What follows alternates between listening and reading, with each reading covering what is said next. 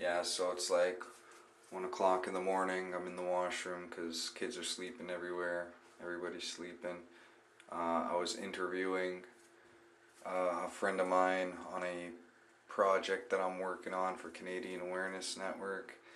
And then I saw this blinking light. It looked like an airplane, but then it remained stationary for several minutes. So I decided to start filming it.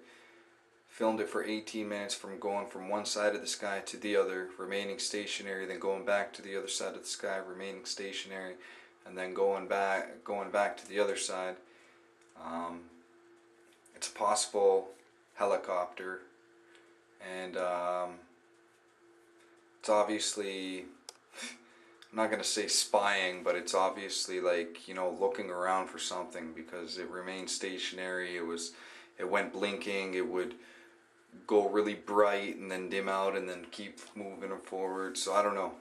I couldn't hear anything, but that doesn't mean it's not a helicopter. Check it out. And then also I captured another weird phenomenon in the sky. It might have been the same craft, I'm not sure, but an hour later I caught something else, which I'll put in another video, which is only 6 minutes long. Alright, I'll just put captions in. There's no cuts or nothing. And just ignore the interview in the background. I was going to mute it, but I thought that it would take away authenticity of the video, so I left it in there. Just ignore the interview in the background and just watch the footage. I know 18 minutes is a long time, but please, I urge you to watch the full 18 minutes so you can give me a professional opinion on what this might be. It's almost like they stack pressure cookers together, but I mean, how is somebody going to get the nails to rust shut like onto the sides like that? It's very unusual.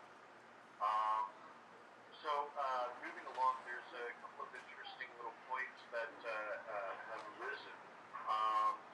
The person who committed the act, um, John, he was part of a band here in town called the Lustful Boys, and apparently, according to an interview on with the newspaper that I have linked on my article, he was a slow learner, but he was also intelligent, like both in the same article. I don't know how that jives with you, but it doesn't jive with me. Yeah, I agree. Back to like these findings of the charges that you found. Um, were they in custody before July 1st? No, they weren't in custody before July the 1st, but the way that it's revealed on CSO, it means that they were handled at least from the 2nd. Because otherwise, the police would have gone immediately and arrested them, and it would have been problem solved, right? So they were being handled from at least March the 2nd, and according to the RCMP sources, they've been handling them for 5 months. Yeah, so they pretty much knew, like, they had foreknowledge of the plot. If the RCMP is admitting they had foreknowledge of the plot, right? Yes, absolutely. And I mean, looking at these charges here, we can see that they weren't charged for possession of an explosive substance until June the 25th. Well, if they were being handled from March the 2nd to June 25th, I'd like to know how did they construct the explosive substance? Where is it in the photographs? Because I don't see any explosive substances in there either. Unless if it's that stuff in the Gatorade bottle, but they haven't mentioned exactly what kind of explosive they were using. The RCMP haven't mentioned just how much of a role they've served in facilitating the construction of that explosive material. And now if I were a gambling man, I would almost peg all my money on the fact that the RCMP probably supplied them with the explosives. And why do I say that? Because they said that they had control of the situation all along. Well, supplying somebody with a phony detonator that doesn't work is one thing, and I don't think the cops are stupid enough to make that move, because somebody who they're trying to set up, like a patsy, they could easily, clue into the fact that the detonator doesn't work by testing it first. So they must have had control over the explosive substance. And so if the devices were safe the whole time, then it really wasn't an explosive substance, it was inert, right? Yeah. So this charge that I see here, where it's Miggs has in his possession explosive substance, that's a bogus charge because they did not make or have in their possession an explosive substance unless if the police gave it to them. And then if the police did give it to them, it would have been impossible for them to control. Hey, did you see those ad hominem attacks the media was trying to do when they were in the court? How they're bashing their appearances? Well, that's typical. That's the character attack. So now when if either of these suspects comes out and says I was set up, right? Well, look at their appearance. They're bums. Look at the methadone bottle that was photographed in their apartment by the media.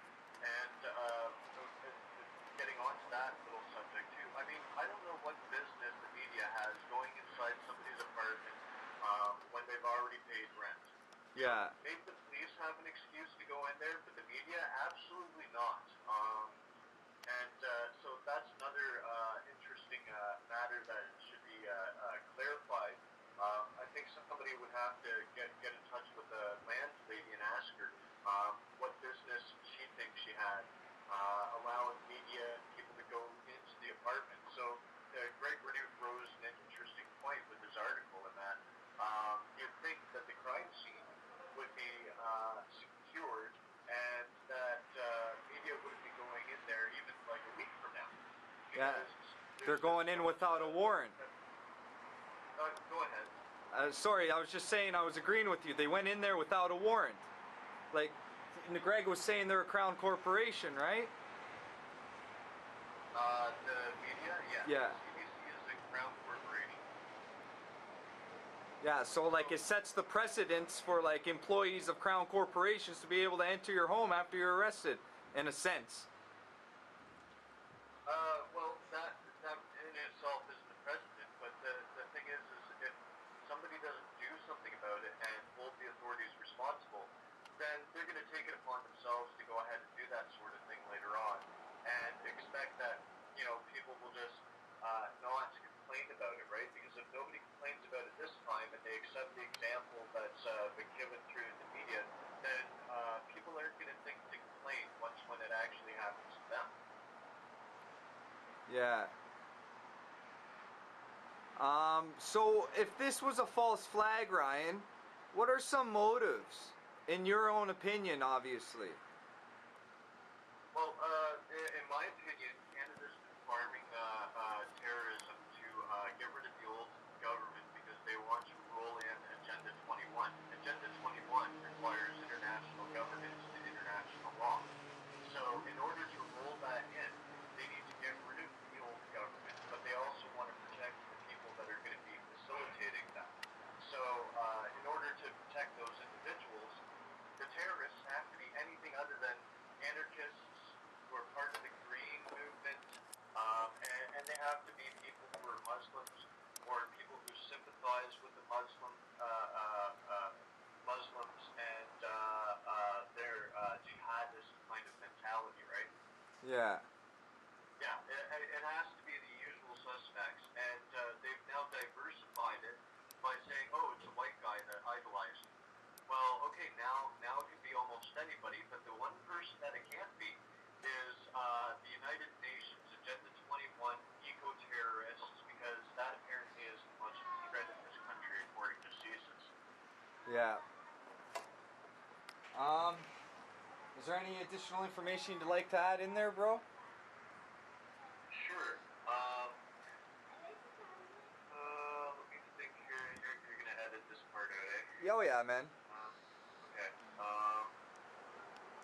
All right. So when I was doing my digging, I found out that the guy was somewhat of an anarchist, and he embraced the ideology of civil disobedience, which is also known as direct action, right?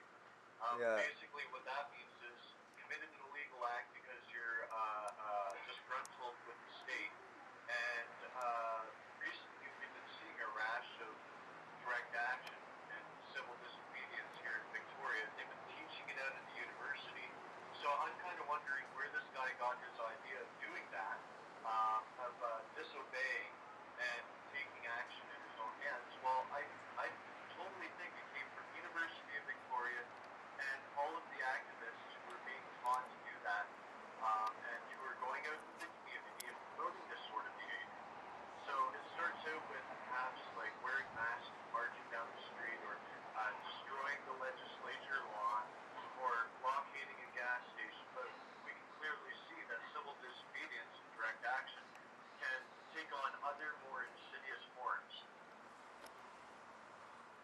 Okay. And another thing that I wanted to bring up as well is the fact that this guy, they showed up on Canada Day, and their route going all the way here involved, first of all, purchasing the 3 pressure cookers on social assistance payments, right?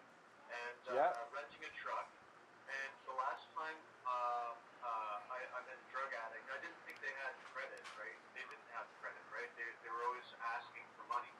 And so for a drug addict on social assistance to rent a truck, to be able to go and deliver the IEDs, that strikes me as odd as well, because they're not going to have the credit for that. So either somebody gave them a credit card, or somebody supplied them with a deposit, because I don't really see how a recovering crackhead, meth head, and heroin addict who's on methadone is going to otherwise be able to afford that. And chances are, when they get that kind of money in their hands, the kind of money that it takes to buy pressure cookers, rent a truck, take a ferry, it's $80 for the ferry, so all the way to Victoria and all the way back, that's $160, plus gas, right, and plus maybe other expenses. So we're looking at over $500.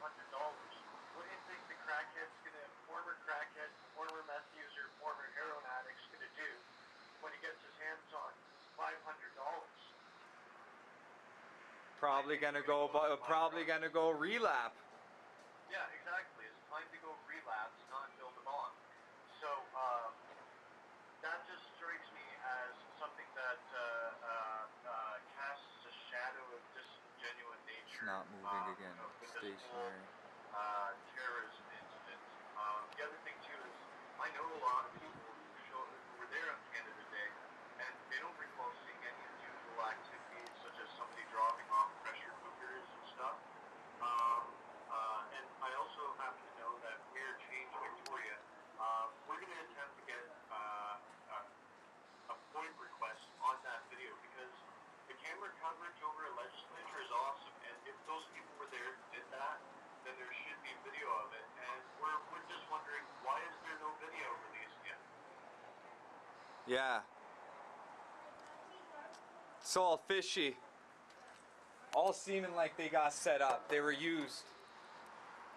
Well, if the media really wants us to believe this sort of thing, then perhaps they should start reporting on the facts a little bit more. I mean, rather than go snooping through the guy's apartment, maybe instead of that, they should actually show all of the components instead of pretending like they're hiding the components. Sorry, I'm interviewing the guys at the same time shooting this UFO. Reconstruct it over just based on the photograph, right? No, that's